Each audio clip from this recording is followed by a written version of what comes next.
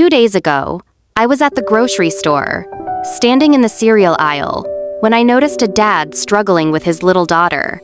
She wanted a colorful box of cereal, and when he said no, she crumpled to the floor, tears streaming down her cheeks.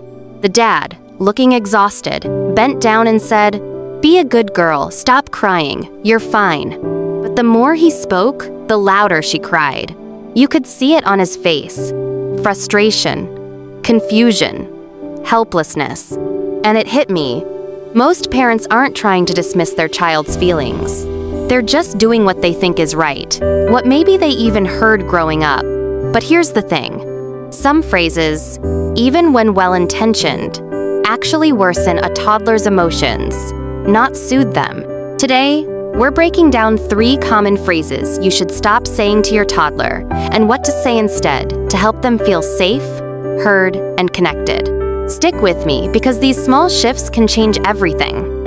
Why toddler words matter more than you think. Before we dive into the specific phrases, let's talk about why every word you say right now carries enormous weight. At the toddler stage, your child's brain is building emotional wiring, laying down the blueprints for how they understand themselves and others. Words aren't just noise to them, they are lessons about life. Phrases can either teach them emotional resilience or teach them to hide their emotions. Imagine their brain like a sponge, soaking up not just the meaning of your words, but the emotion behind them. That's why even casual comments can leave lasting impact. Can you think of a phrase you heard growing up, good or bad, that shaped you? Tell me in the comments. Phrase 1. Be a good boy, girl. Let's go back to the dad in the grocery store. He told his daughter, "Be a good girl." It sounds harmless, even positive, right? But here's the hidden problem. It teaches toddlers that being loved or being worthy depends on being good, whatever good means in that moment. If they misbehave, they might wonder, am I bad? Am I less lovable now? What to say instead? I love you always, even when you're upset. Let's work through this together. This separates who they are from what they do. It reassures them. Your love is unconditional. Phrase 2. Stop crying. It's almost instinctual. When you see your child sobbing in public, the first words that pop out might be, "Stop crying." But telling a toddler to stop crying usually makes it worse, not better. Why? Because toddlers cry to process overwhelming emotions. Telling them to stop communicates. Your feelings aren't valid. Big emotions are unacceptable. And if a child learns early on that sadness or frustration is wrong, they'll either suppress it or explode later. What to say instead? It's okay to feel sad. I'm right here with you. This validates the feeling while offering emotional safety.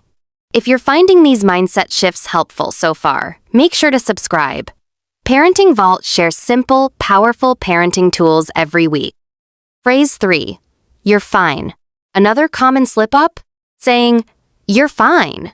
Especially when your toddler trips, bumps their head lightly, or stubs a toe. We often say it to comfort, but to a toddler, it feels invalidating. They think, "I feel scared," but they say, "I'm fine. Maybe I shouldn't trust my own feelings." Long term, this weakens their ability to self-assess and trust themselves. What to say instead? That looked like it hurt, let's check it together. This respects their feelings without dramatizing the event. It teaches them to acknowledge pain, assess it, and move forward. Why these small shifts change everything. Here's the incredible part. Small shifts in your language create big shifts in your toddler's emotional intelligence. By replacing these everyday phrases, you're teaching your toddler how to manage emotions, how to communicate openly, how to feel safe even when things go wrong. You're not raising a perfect child. You're raising a resilient, empathetic, strong child. And it starts with the words you choose. You don't have to be perfect. You don't have to memorize a script. Every small moment you choose connection over correction builds trust. Every time you validate instead of dismiss, you teach your child they are worthy, loved, and capable. And trust me, they'll carry that lesson with them for life. If you found today's video helpful, hit that subscribe button and turn on the notification bell, because every week here at Parenting Vault, we uncover simple, powerful ways to raise emotionally healthy kids.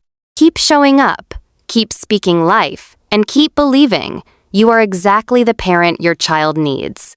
See you in the next video.